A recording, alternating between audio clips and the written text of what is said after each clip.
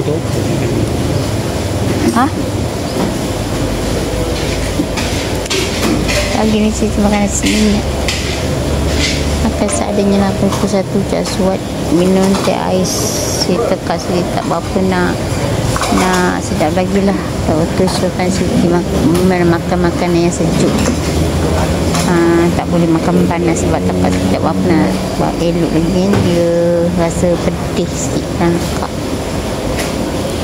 Dan Siti akan selain daripada makan yang sejuk, makan benda tu sikit-sikit lah. Sebab Siti tak berapa nak sihat lagi.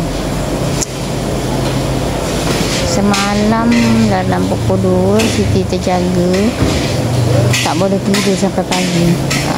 Lepas subuh tu baru rasa macam nak mantuk lah.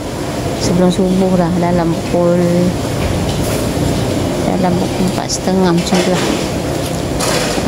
Tapi disebabkan Siti dah timing dalam pukul 6 bangun untuk hantar. Ambil tak roti ke? Tak roti ke? Lepas tu larat je makan sampai tengah hari.